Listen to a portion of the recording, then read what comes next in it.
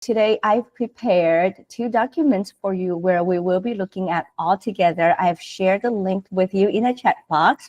So for the first half, we're going to look at some rationales and also your kind input. We asked you to fill in the questionnaire before attending this session. And you know what? We got very good insights from you.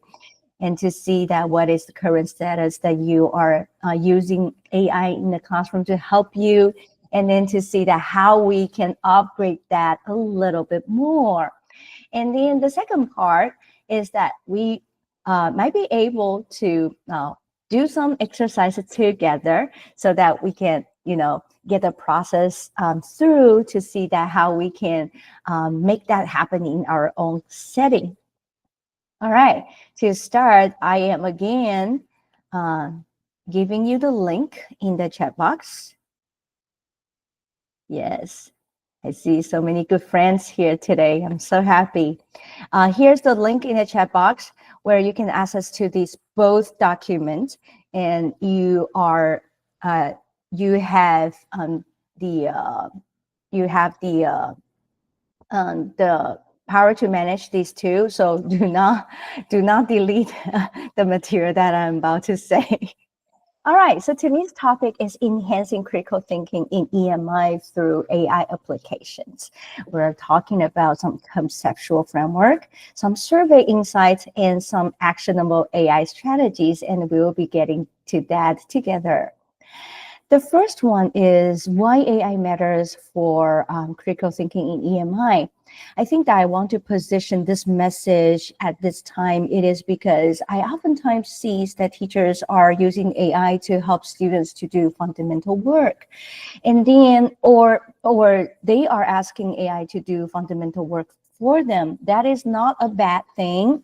But eventually, especially where higher education instructors, we understand that the only way to keep your students with you in the class is to give them, slight challenge that they can handle. That is what we learned from Lev Vygotsky, right? So we got that zone of proximal development that stays there, so that students can move move one step ahead. So here is a thing that we want to keep in mind at all times.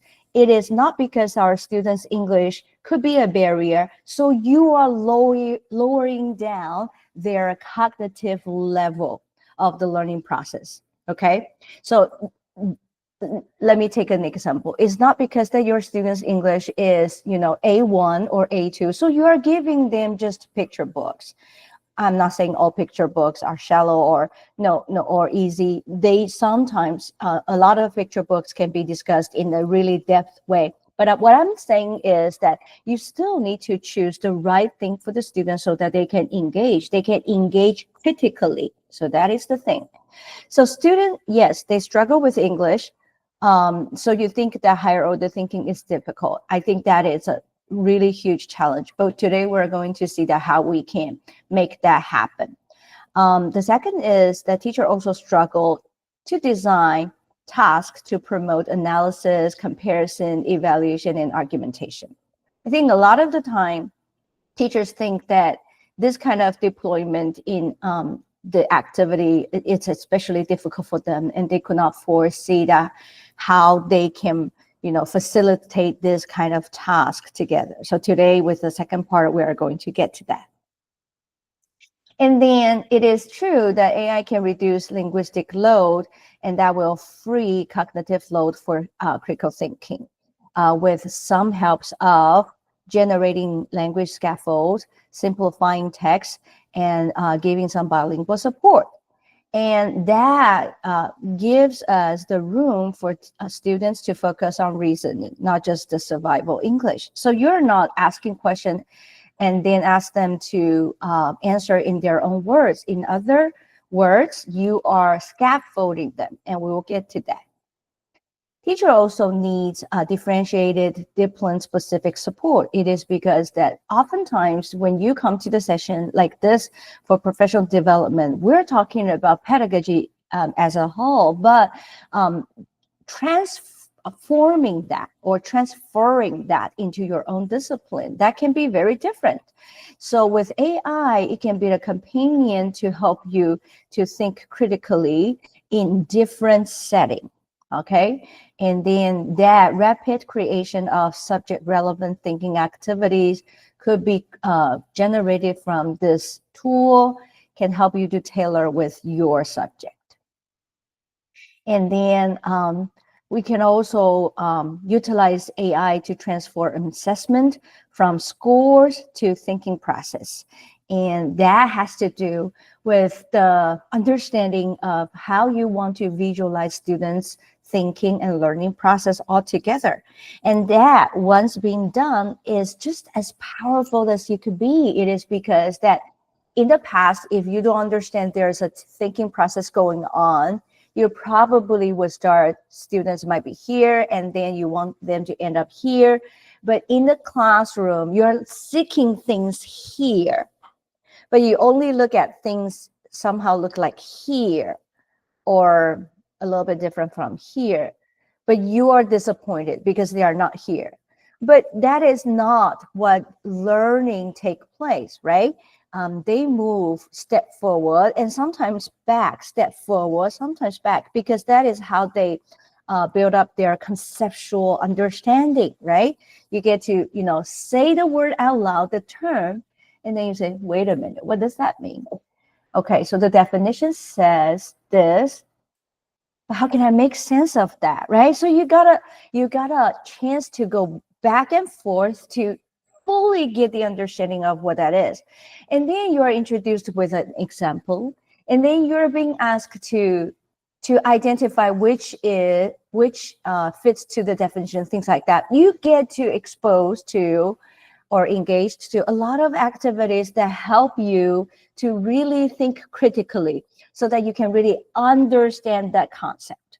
So I really want to address that. That is a really normal process of learning, of understanding. But a lot of the teacher would just, especially in Taiwan, just simply jump into Chinese, say, and that is that. But you know what? Even if you are jumping into their first language, that doesn't mean that they have the understanding that they should possess in order to understand the concept, because it's a concept. It's not just everyday language that they will learn, right? It is so different. Understand that the scholars, they coined the term. It is because the term itself is a set of conceptual understanding, and they want to use the term as a representative to be used, right? To replace to the whole thinking and as that term, right? So that we can easily understand each other, things like that when we are talking to this kind of specific set. All right. So that gives us to this thinking process, right? We get to see that what students' reasoning chains look like. Are there any misconceptions? What is the evidence that we can use to them? And what are the evidence that they use?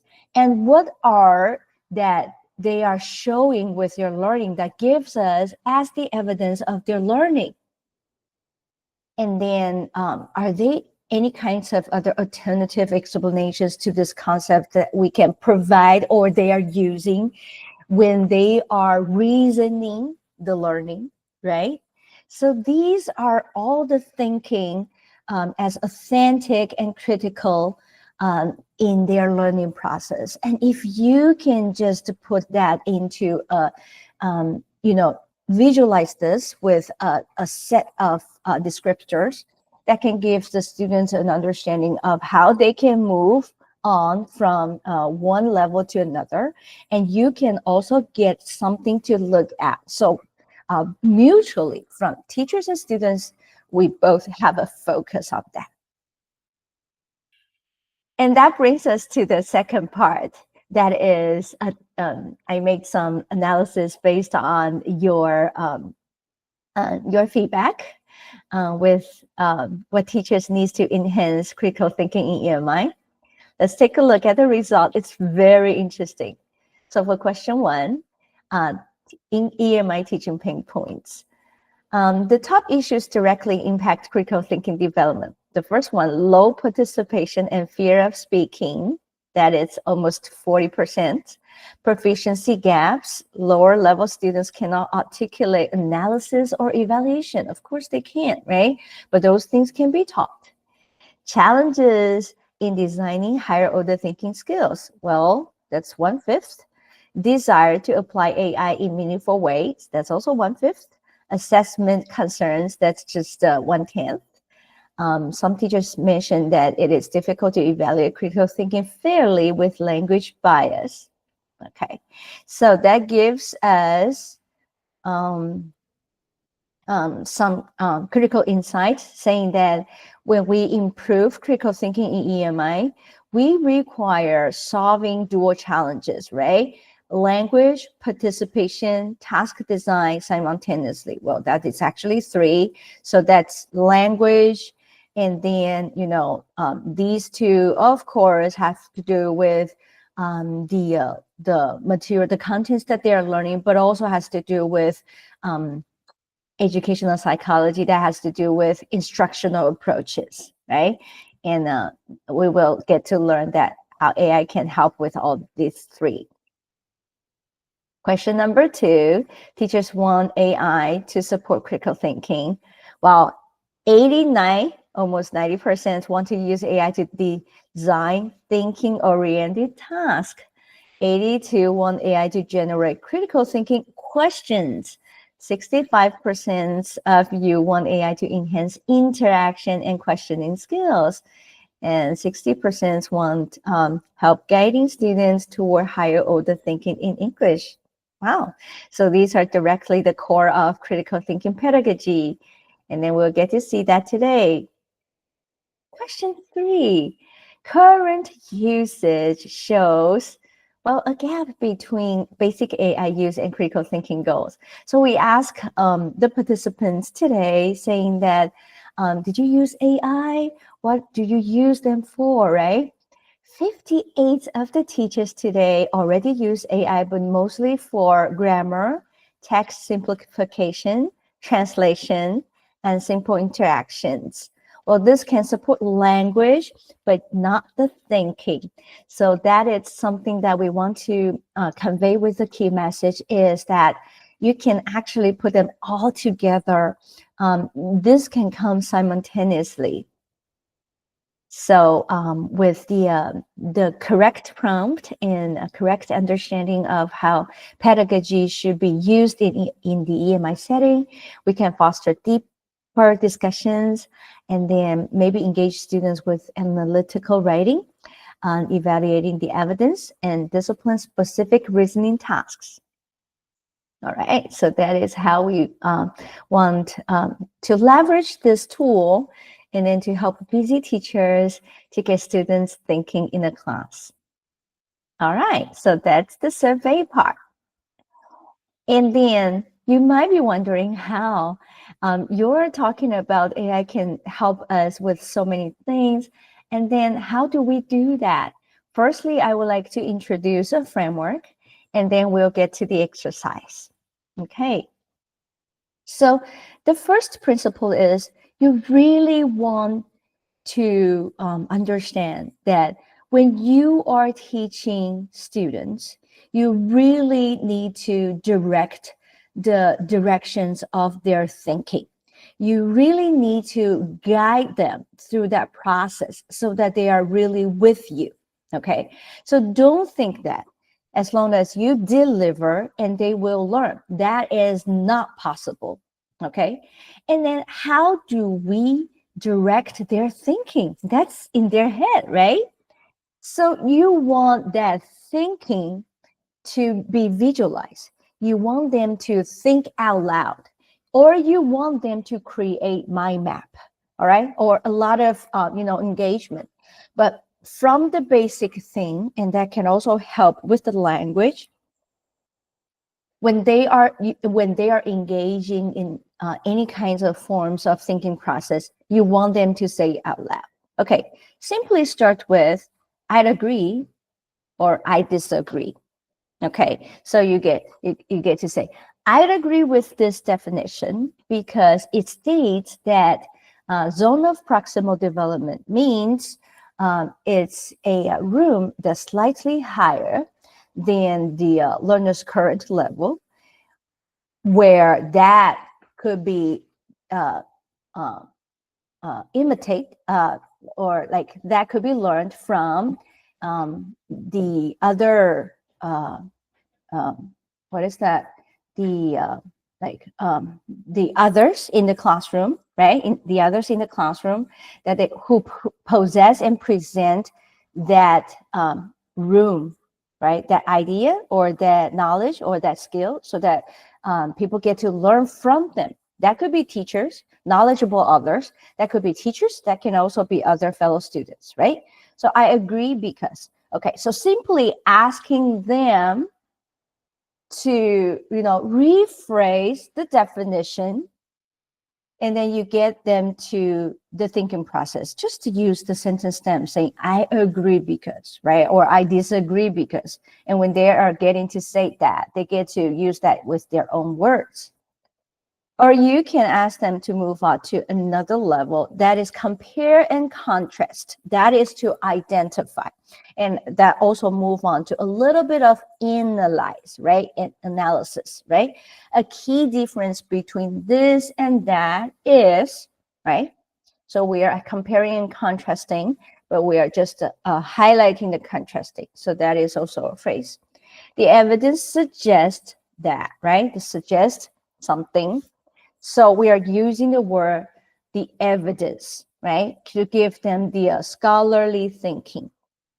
An alternative perspective is you are teaching them to use STEM, or you are asking them to do this so that they get to iterate. They get to talk about what other perspective may be like when it comes to this issue.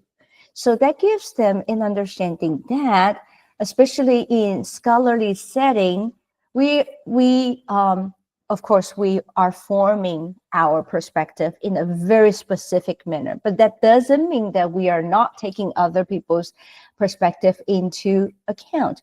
In fact, we take them a lot at all times, right? So alternate perspectives. So that it's the scaffolding that you can use AI to generate and then to help students. And with that, that reduce language anxiety and increase reasoning clarity. Okay, so they are not just using general purpose language saying, in my opinion, this is better, or I like that. Yeah, I don't know why, but I just like it. I have a lot of students who happen to interact in the classroom just like this. Are you, well, you probably say, oh, their English is, good. They are activating in the class, but that is not good enough. It is because we are content teachers. So when we are, and this is college, right? So when we are teaching, we are engaging them into this kind of thinking, being as a, the way transforming themselves into intellectualists. So that is what I'm saying. All right. So, and a lot of the teacher will say, hey, if you don't know how to say that, it's okay. You can just say that in Chinese. And that is not okay either. It is because you're not giving them chances to practice. You are delivering that in English, and they are, receiving that both, audibly, and then with a written text, maybe with a textbook or something that you prepare for them all in English, right? Because EMI is all in English, and all of a sudden you're saying, hey, if you're not comfortable, you can use Chinese. They have no language for that. They have no language for that. So that they could not talk about that by themselves. Okay. Wendy, you turn on your microphone. Is there anything that you would like to share? No?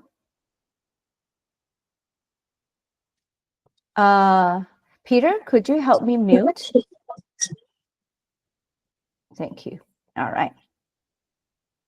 And then you can also ask AI to generate outlines for students from students' ideas. So they can, you can use a collaboration board, just like a simple as a Google Doc. They put everything up there, or they can say that out loud while you're listening to them. You can type down right up there, and then all together you can throw them into Google.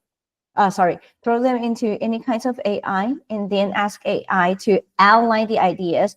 And that is also a synthesis that you're presenting them, saying, hey, since like I got a lot of ideas, I can't just grab them all.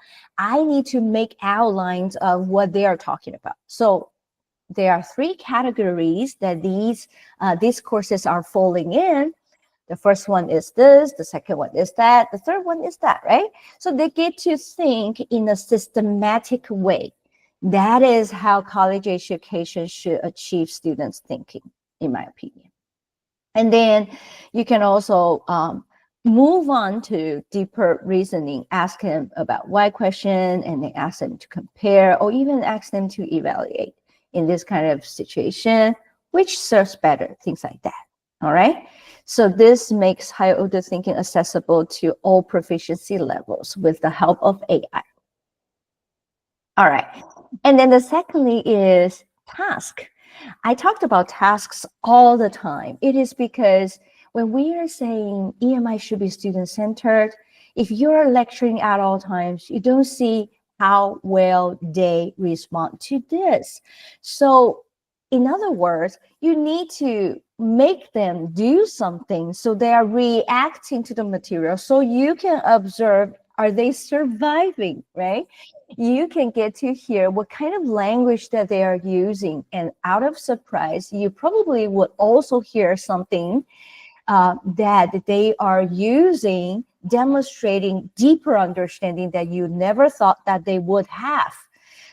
Trust me, that is the experience I had.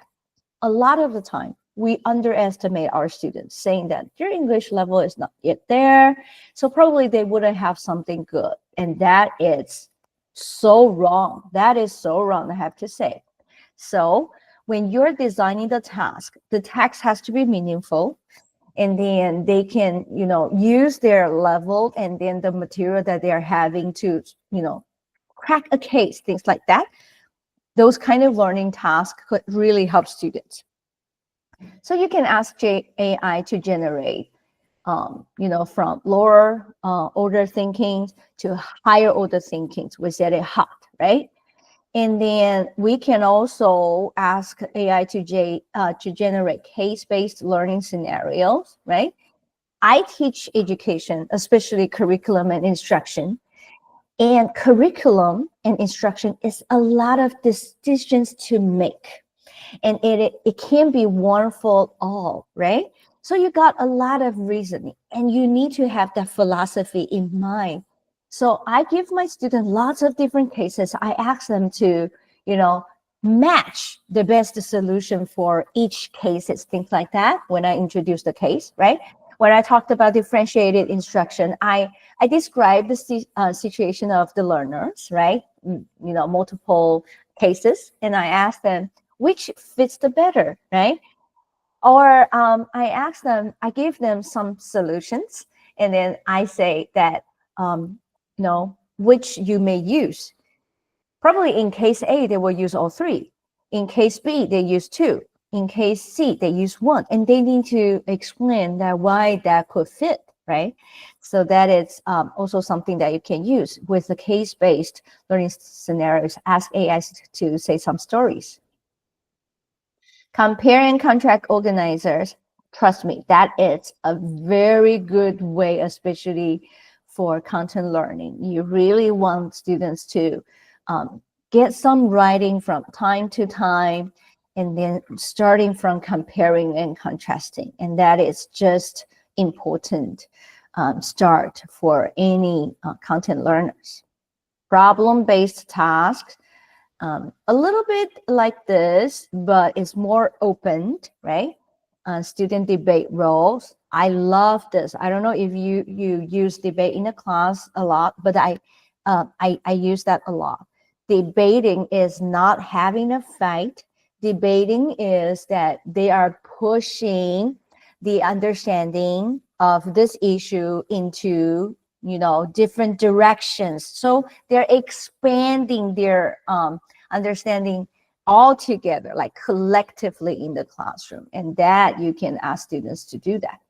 Saying that we have no low motivation situation in learning, especially in Taiwan. So I assign roles for students that you are the homeroom teacher, you are the parent, you are the learner, right? And you are the policymaker, you are, admins.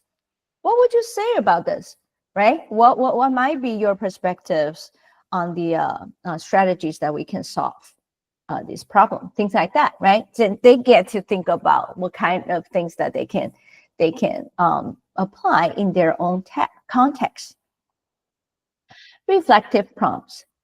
As John Dewey enlightened us, no one's learning through learning. We only learn through our reflections. So always engage your students in reflections. That is the best strategy. Okay, so that they get to tell you what they learned, right? And then we also get to make that assessment visualize. So assessing critical thinking through AI, and you can analyze the reasoning quality with students' answer. So yeah, that is a good point because you tap on this and that. But sometimes if there's a lot of answers, you can't do that. You can use AI to help you. And before that, you probably would need to come up with a criteria first. And then giving informative feedback on argument strength, providing sentence frames for evidence-based explanations, ensuring fairness. That is why we are saying this. It is because a lot of the teacher, when they got student submission, they say, oh, their English is terrible. I couldn't even read. I don't understand what that is. So if that is the case, you really want them to start with their speaking first. When they are telling you what they are saying, you get a very important role is to recast their language, to let them know that you understand their message. So you need to, listen to them very hard and then try to paraphrase that for them, saying, oh, so can I say that what you want to say is like this, right? You're recasting their language. That is the term that we use, so that you give them an example of how language can be used to address that opinion or question. And then you get to move on to that. You say, that is actually a very good thinking because you tapped on this and that. You're analyzing what the students are saying every time. So, hey, when we instructors are having interactions with students, whenever you got an answer from the students, you do not say, okay, that's a good answer. Great, let's move on. No, we are actually every time, especially for EMI, because their first language is not English. So you are always trying to paraphrase or synthesize or even, at least summarize what the students said. Okay. So paraphrase, synthesize or analyze, right? And then summarize what they said. Say, that is a good point. Students, learners' autonomy, right? So you backed up that with a term, and then they get the key point as well. That is not just simply for that student, but also for the entire class. So you understand the interweaving of the language in the class. It's sometimes T to single S students, but at a lot of times it can be T to SS students, right? And then it can also be S to S and SS to SS. So you're thinking about all the process within the task deployment to fully expand the dimensions of language use in the class. Okay, so when we are doing that, you ensure the fairness of low proficiency students for sure. And then, as I said, that you also want to design the rubrics, use some help of AI. And then I would like to say, if you're firstly introduced to AI, um, uh, you can regard it as very different um, ways of collaboration. So first one, um, I think that you can use AI as a language support. You can make critical thinking possible. Use AI to simplify the text, to work on the vocabulary and grammar. Use AI to do a glossary list, right? So that your students can get prepared beforehand. And you can use AI to do summaries. You can use AI to do introduction, outline, things like that. So you are removing linguistic barriers, okay? You're giving students a whole article, and that is just difficult to read. Okay, not just because that they are bad in English. It is just because journal articles is another kind of genre that they haven't met before, and they do not know that where to start. They check the terms or a lot of difficult words, and then where to? There's no nothing left. It is because that it took them so much time to just check out with those words. How many times that you got this kind of experience that you got a page of reading that is from a journal article, and you check out all the words, and then you stop there because you understand nothing, although you've checked up of all the words, right? Because that has to do with a theory that our brain stopped working as long as on a page there's more than 5 keywords. Why? Because our brain is always uh, um, inferencing. When we are trying to make our comprehension, we are actually activating our inferencing skills. If there are just too many too many difficult words, and you need to do the code switch back and forth from the first language and the second language, that gives you a huge hurdle to inference, okay, to inference. So that your brain is overloaded, the cognitive load built up, and then you can't even process that information. So it is not always a good idea to engage your students, to jump to the journal paper right away. Instead, you can ask AI to make that into a bullet point style with some key, notes, so that they get to see what that is about, and then they get to talk about that at least, right? They get to talk about that, and then probably they get to understand something, and then probably they get a chance to go back to read that paper. Understand what I'm saying? So you're not just sending them a paper and ask them to read, word by word. That doesn't work at all. Okay. Stage 2, we want AI to help us to do the interaction and task design, and that we are actually, using AI as an assistant. Okay, so as an assistant, you are asking it to do these discussion questions, Socratic questioning prompts, things like that, and then group activity or case-based task. So AI is your assistant, okay? And lastly, it's a thinking companion. So with the process, you are, bringing that to the next level, saying that you are allowing AI to generate critical thinking questions, reasoning and analyzer. So you actually feed AI with a result and ask AI to, analyze that for you.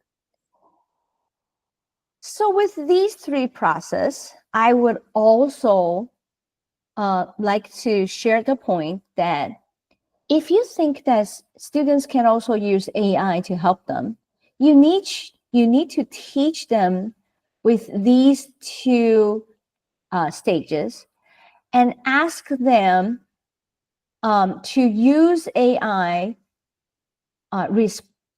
responsively, like to use AI as a support, not to replace your language learning. To use AI as a system to give you questions so that you get to think. To use AI to analyze the task, the text that you are reading, so that you can get your thinking to be compared or to be backing up, things like that. All right. So the role of AI here is crucial. I want all the users who's using AI in the setting, especially in education, not to get confused that we are replacing, our expertise here just with AI's effort. That is not the message here. That is never the message here. Okay. So I would like to, with this point, get you to some of the work. Okay. Now, as you can see, I also opened up a ChatGPT for me on my page. If you are using any AI tools, you can open it up now, because we're going to work that together. We are going to work that in a big group setting. So whoever's done with the part, you copy and paste the answers here. We're going to work all together. Okay. All right. So the first one, how can we use AI as language support for critical thinking? Okay. So we are going to use that to simplify texts and then to reduce linguistic load, and then to probe into deeper thinking. Okay, we got a sample paragraph here. Okay, and then we want AI to help us, let's say, firstly, to simplify. Okay, so we're doing 3 prompts here. The first one is just to simplify to B1. The second one is A2. The third one is 3 higher order thinking questions. Okay, so here, key ideas, language changes, and then we will put the results here. Okay, let's do this first. Okay, so I'm going to do that. You can also do that at the same time. So I am using this in here, right? So I'm doing here. All right. So I go back. This is for B1. Oh. Let's take a look. Okay. So the first one is this. We can put it down here. That's the first one. And I got B1 version like this. Affects vulnerable people the most, such as low-income communities, where there are still some big words, but overall it looks okay, right?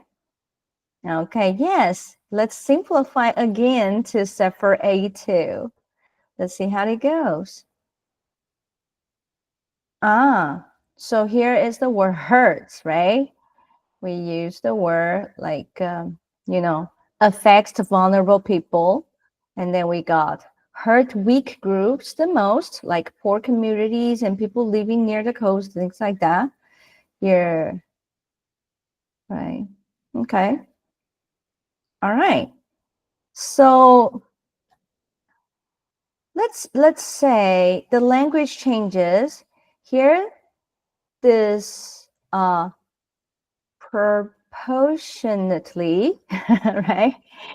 That that means bad, right? And then with vulnerable populations, low income, then with this word is gone. And then regions, right? Regions to, well, no regions, like communities living near or in that area, right? Balance economic growth and urgent environmental policies. Okay, the word policy is gone. So government needs to balance this with important environmental actions which create, yeah, so the word policies are gone, right? And raising ethical questions about responsibility of long-term sustainability. The question about who is responsible, right? So raise questions about this and that seems to be two big words, but now who is responsible and how to protect, that is, more specific, right? Let's take a look at this. Must grow but also protect. This brings question about, right? This brings question about. It's easier to understand, yet it's really clear, right? Yes. We have a question in this room. 叶老师, you just raise your hand.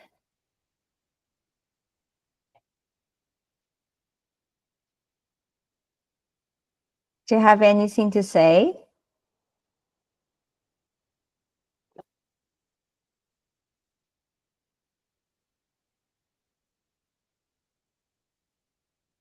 I'm assuming there's a technical issue.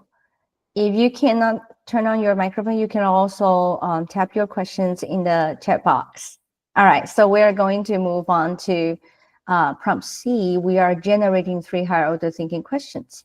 All right, so let's generate 3 higher thinking, right? This time in B1 level. Okay, let's take a look at the questions. 叶老师. 对不起。Yes. I want to ask, how can we paste it on to? Do we just put it in the sign, the 通话中的讯息, and then then you will put it in the box, or how do we send our response? You can just edit it. Everybody have the access to edit these two documents. Okay. All right, I see. You can just work on that. But since I am modeling, I know that you are not probably. So I'm modeling for the first one. Okay. All right. Okay. I see. Okay. I see. No problem. Okay. Sorry. So we got B1. Well, that is not what I want, but it's okay. Let's take a look first at the questions to see that what do you think climate change hurts hurts poor communities and people near the coast more than others? How can a government balance economic growth and protecting the environment at the same time? Give an example. What do you believe should take the most responsibility for climate change and why? Well, these are good questions, right? I think that there are a lot to talk about based on this text. All right. Okay, so that is, so which version takes critical thinking most accessible to your learners? Do you think that B1 works okay or A2 works okay? Or both? Let me know in the chat box. Do you think that these questions are okay? Yeah, I think that they're okay too. Yeah. So what ideas become clearer when language demands are reduced? Look at the first part, right? Climate change, vulnerable populations, including governments must balance economic growth, raising ethical questions. I think the simplified text doesn't look too much different, but it's easier, especially for A21. It's easier to utter, right? To say out loud. It's easier for them to say out loud. That probably give them less hurdle for this, right? Okay. And then how could you apply this technique to your own teaching context? And I have a teacher sharing that how could you apply to that, and probably tell us that where you may start with this, and then what kind of version that you would like to simplify, and how many questions that you would like to use in the warm-up session, or in a wrap-up session, or in the developing session. Can I have anyone to have a think aloud process, saying that if you are doing this, if you're using this technique, what it may be like. Oh, thank you, Phoebe. So yeah, you will do B1 for undergraduates, B2 for graduate students. That's great. Yes, that's great. Wonderful. All right, so that is the first thing that you can always do with AI, right? Simplify text, make questions. All right, let's move on to the second one. We want AI to generate higher order thinking questions, HOTS questions, right? And that targets analysis, comparison, evaluation, and creation. So we got a simple text here again. It's about electric vehicles, but actually, maybe it's not that ring, right? So we want to create each question. The prompt is to create each questions based on this. So how would you do that? You would use copy this, put it in the on any AI, and then you will get these questions. Do you want to try? I am opening this for, let's wait for 1 to 2 minutes to see if we can get some answers from you. You can just simply copy and paste and post it there. So let's take a look at this. So here we got the analysis, right? And then with that analysis, students are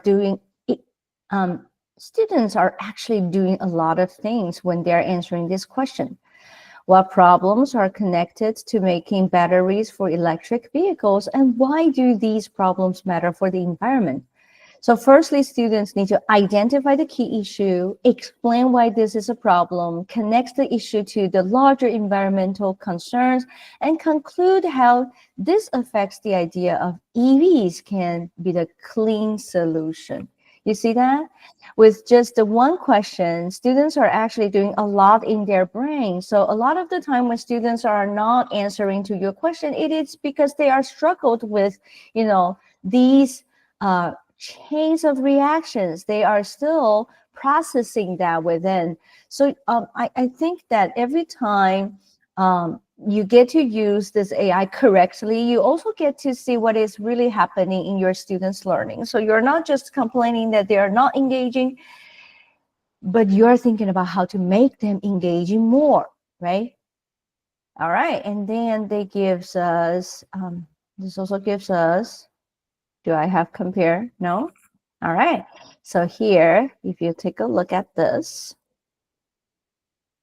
right? So could be a question comparing like, how are electric vehicles and public transportation different as solutions to climate change?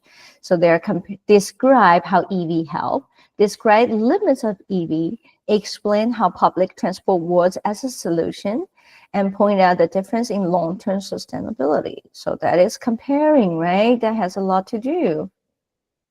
Okay, let's take a look at evaluation. So here the question is, do you think EV are a good long-term solution? Why or why not?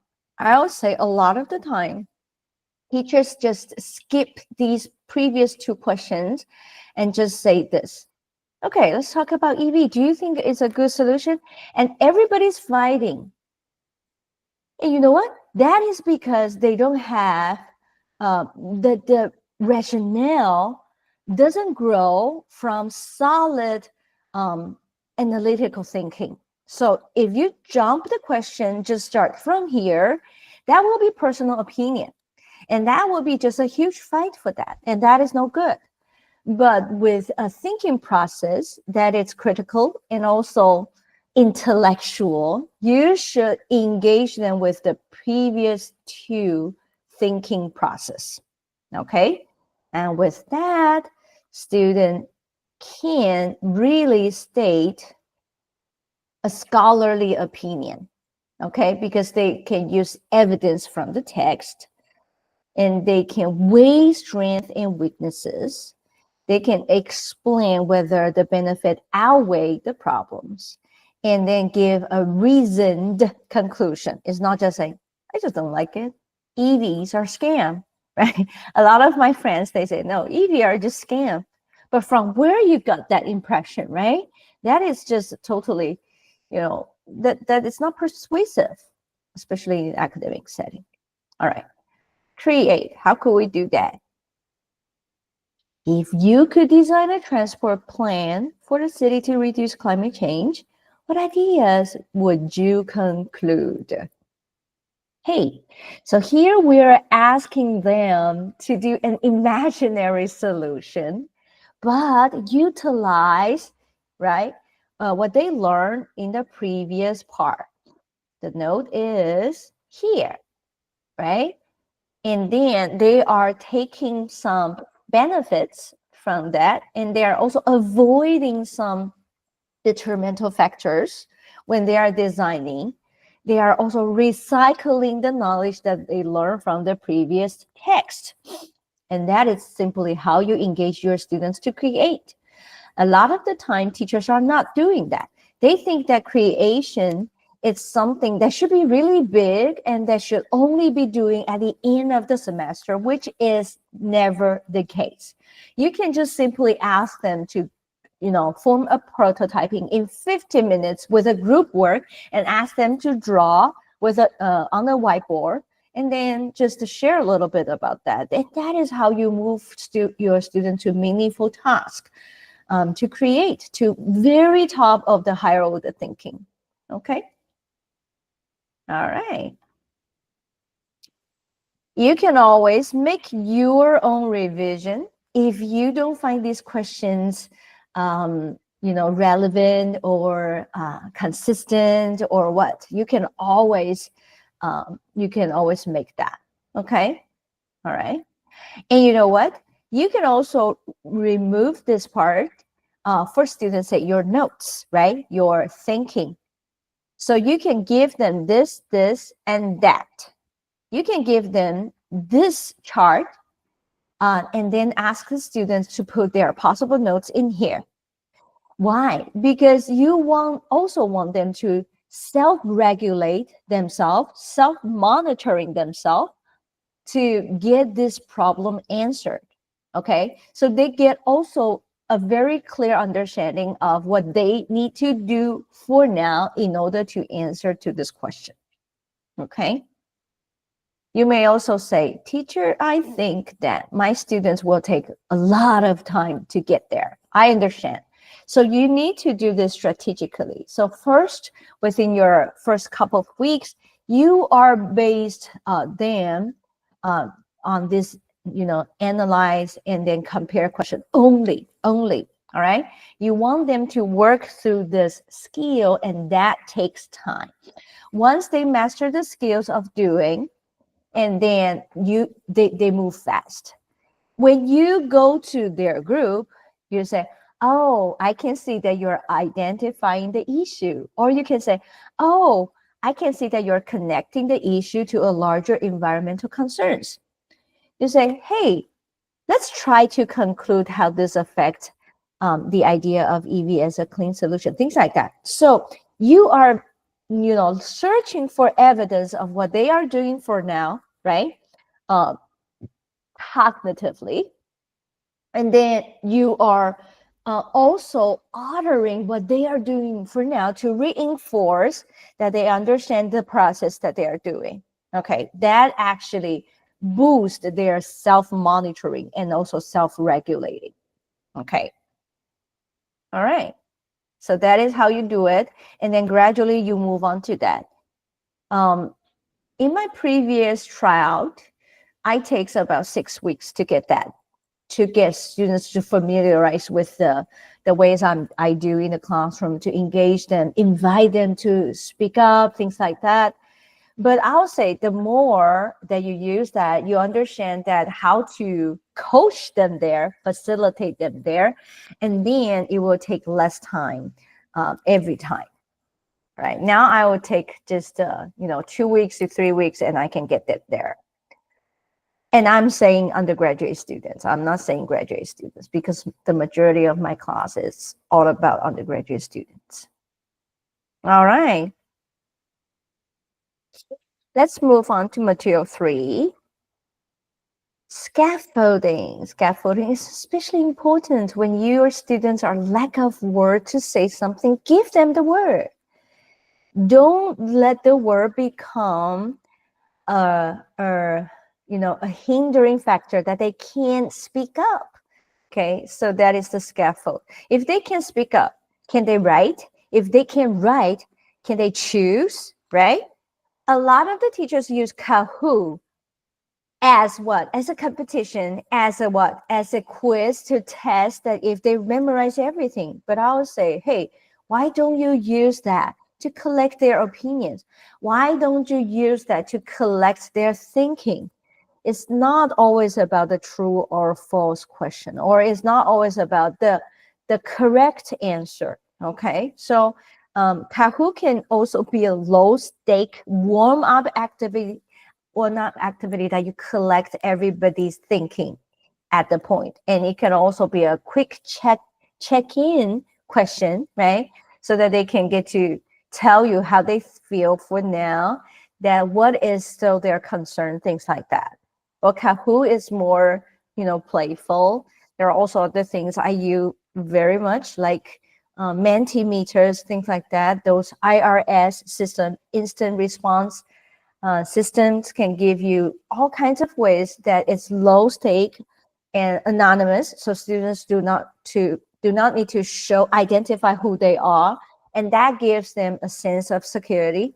And then you get to know them really well with this kind of thing. Isn't that amazing? You get to see what they're thinking, but without revealing who they are, right? And that is what you want. You don't want to know who thinks about what at that moment. You're a teacher, you're facing all the students. So that is how you can use the IRS systems correctly and effectively. All right. So we are exploring how AI generated sentence frames can enhance students' confidence and support higher order reasoning. All right. Should government blame plastics? So that is a discussion topic, right? So here we feed our AI. This is the topic, right?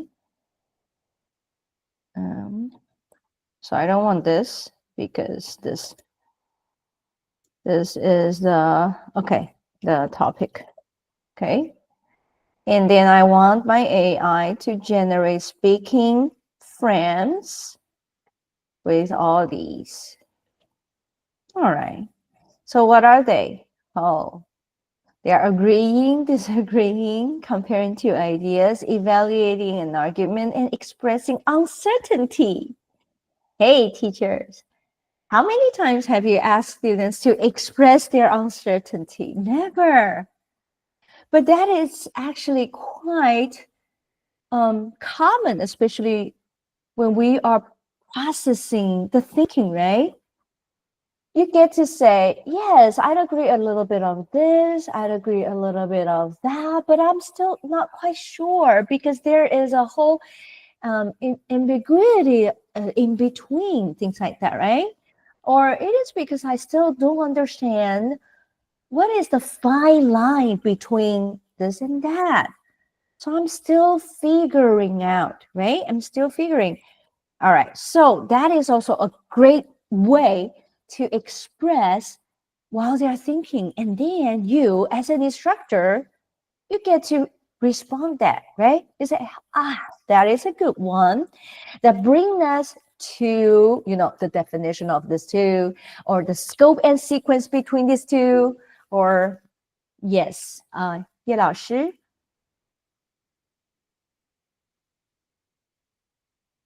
Or is that an applause?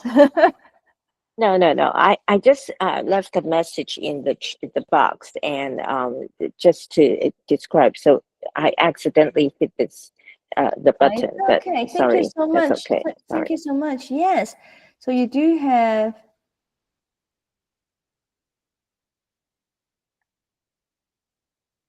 Okay. Thank It you. is Thank about you. the forward. You can neglect that. Yeah. Oh, it's okay. So you are. Oh, thank you so much. So you're doing it here, right? Oh, thank you so much. Well, that's wonderful. That's just Just wonderful. expressing how I would approach this Yes. article. Yeah. Yes. Yes.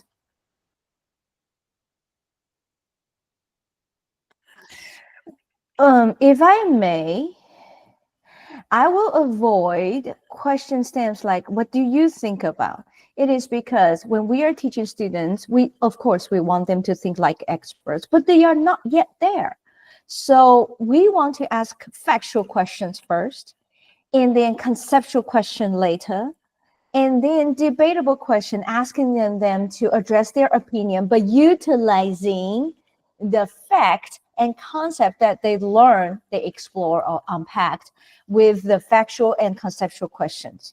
So I would say, and then with the debatable question, I would normally avoid, what do you think of this and that? It is because I really don't want their, I just really don't, no, I really don't just want their opinion, personal opinion, but professional opinion. So that is how I deliberately shy away with this kind of question. Well, that is just me. To give you some of the thinking that I hold. Yeah. Yes. Thank you. Thank Thank you. you. Thank you Yeah. so Thank much. you very much. All right, look, let's go back to that.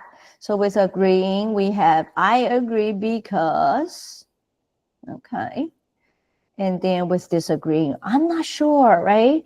This is very subtle, especially for native language users. I'm not sure. That means that they don't agree. I'm not sure. How about dinner tonight? I'm not sure if, right? And then comparing, you get the idea set on one hand, but on the other hand, idea A is while idea B, right? This is often a lot of the time that we use this in simple framework, but very clear compared to this, right? Both idea, right? The difference because things like that, evaluating the argument. So this argument is strong because this idea has some good points, but there are some deficits, right? The evidence supports this idea because the argument is weak, right? So we want them to evaluate the argument so that they get that analytical thinking as well, all right? So teachers, when you are responding to students, their performance in the class, you're not just saying, good point. Oh, thank you so much for sharing. That's very kind. That is not good enough. When you are facilitating critical thinking, you're also demonstrating how you react to other people's, the argument, and then you are demonstrating how you think critically as well. So you say, this argument is strong because you mentioned this and that. This within this evidence support things like that. So you're also using the sentence stamps in your classroom as well. Last, when you are expressing uncertainty, I'm not sure, but I think maybe, but I need more information, right? It could be, but I'm not certain. I'm still thinking about it because, so give that a reasoning process in, somewhere in between also gives us some room to probe further, right? All right. So that is how you can do that. If you are starting with the frames, do you think that you get to think right away? Right? If I ask you to say, right, you to use this, and then you are trying to what?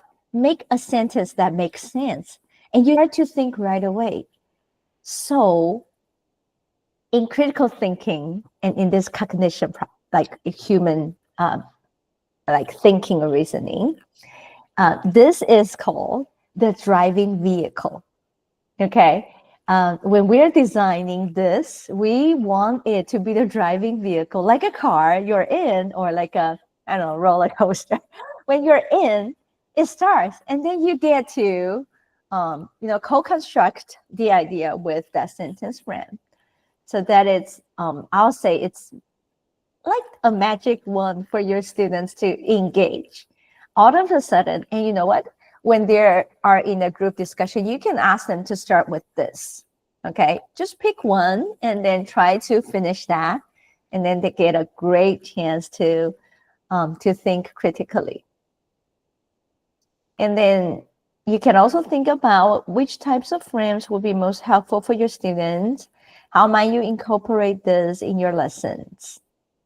All right. And then with this worksheet, we have a learning task. Okay.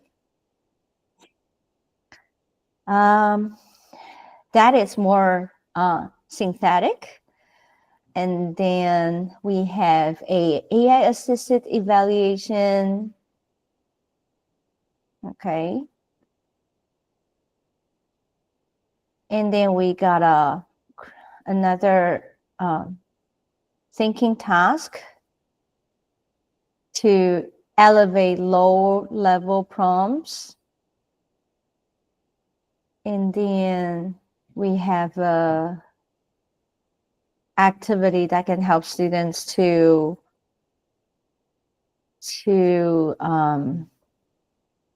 incorporate with the content.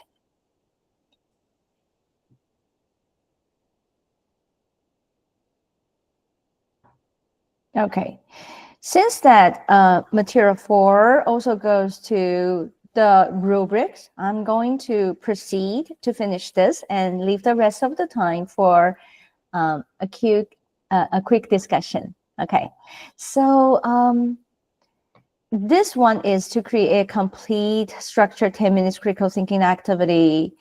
So firstly, we need to think about a topic from your discipline.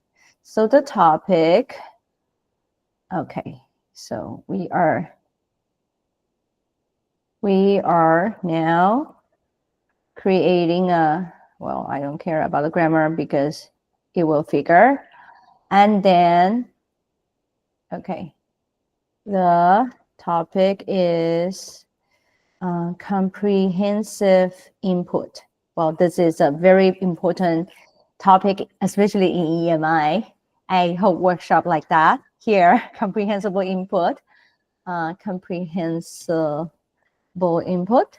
Okay, I'm going to ask it to do that. And then I want it to create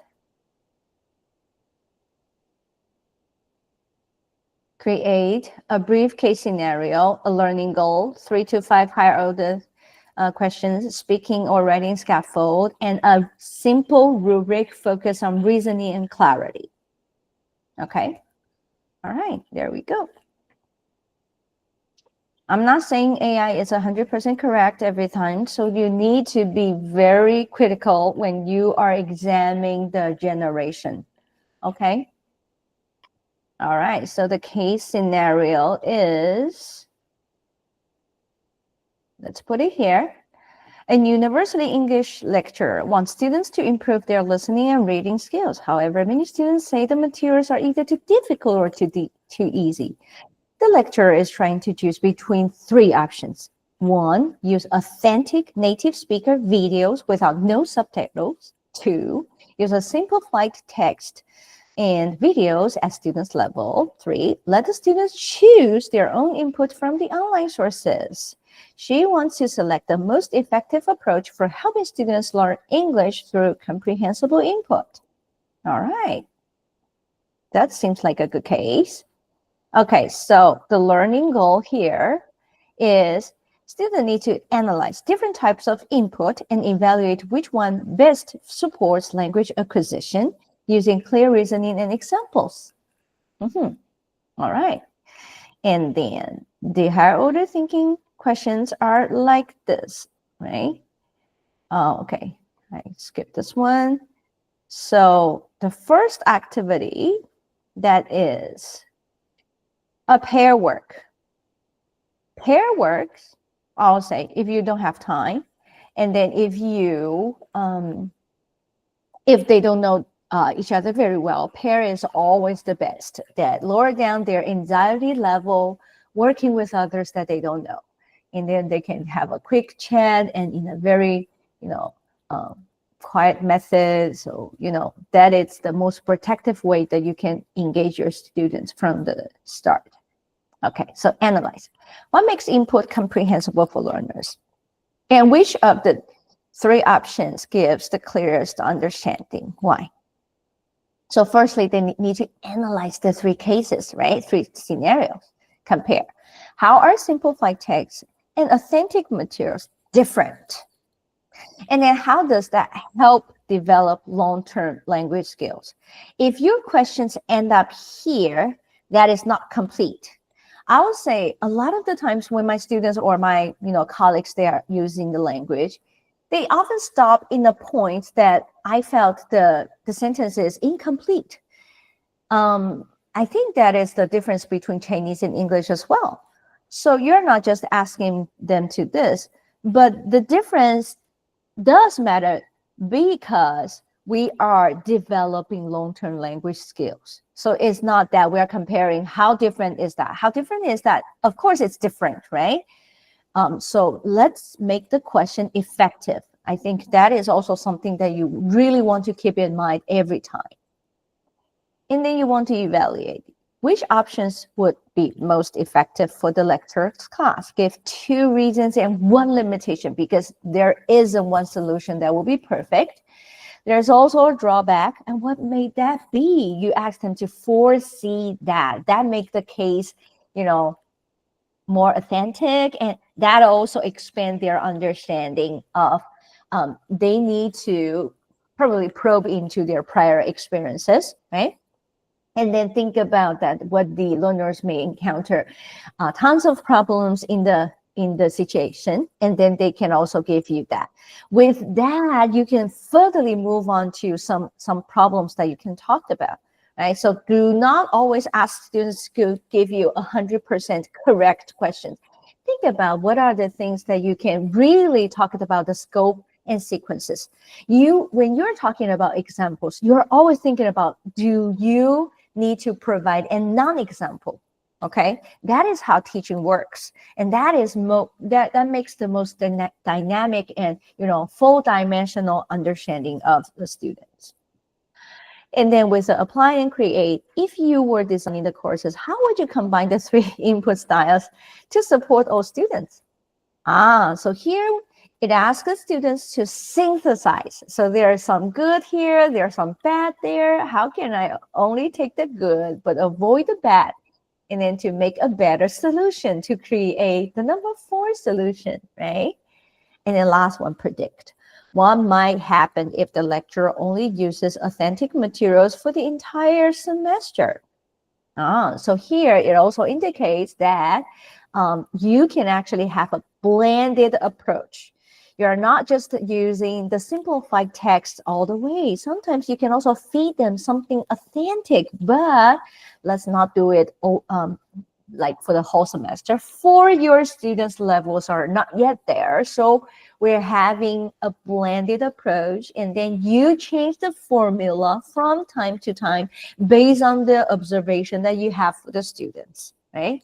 So the framework here, analyze, compare, evaluate, apply, create, and predict, is the framework that I provide you to engage the students with their learning process, to pave out the higher order thinking skills from the basic, from the fundamental ones. All right. And then with language scaffolding, right? So we got sentence starters, writing frame that we have here.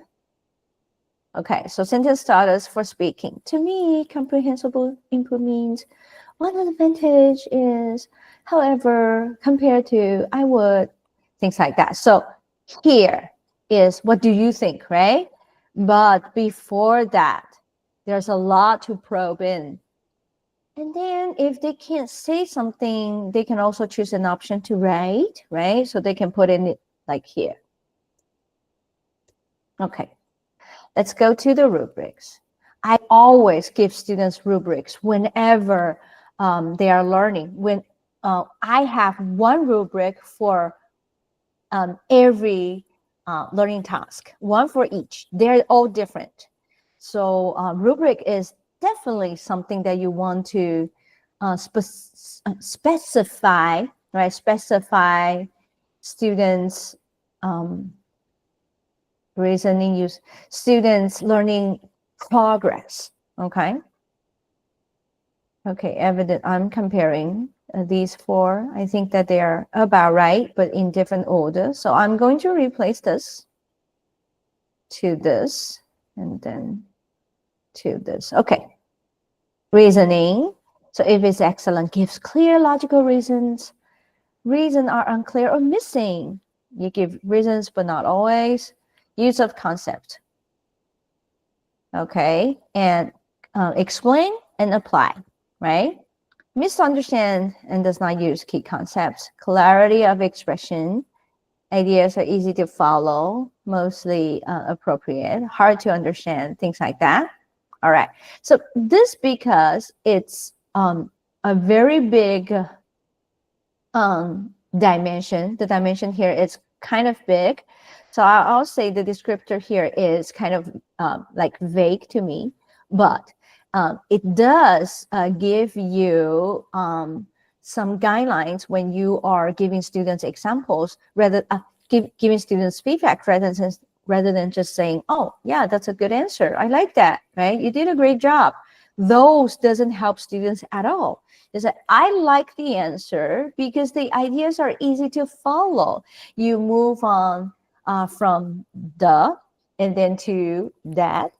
And then that gives me a clear understanding of this and that, things like that, right? You use the vocabulary such as dang, dang, dang, and they are appropriate in this situation. The collocation is great, things like that. So you are using this, and then you need to translate this into the content specific language so that you can give students specific feedback. That feedback could help them learn furtherly. Okay, so feedback is not just something that you evaluate your students. You need to see feedback as a constant, interaction to guide them to learn. Okay, so it's not just saying good job, A plus, and that's it. No, feedback, the function of feedback is more than that. And use feedback properly could engage your students so well. So every time when I engage students with my feedback, and then next time, and then I try to remember the feedback that I gave. I try to remember the activity that we did before, and then I describe that, from last time you were at here, but this time you are at here. If you have this kind of language in the class describing their learning progress, they will be amazed and they will follow. They will say, the teacher really knows what we are doing for now. And I see a pattern, and I can see where I am moving forward to. All right. Due to the time constraint, I'm gonna stop here, but this material is for you to use. Feel free to just download it. Okay. You can just download it for your own use. I hope that will be beneficial for your classroom.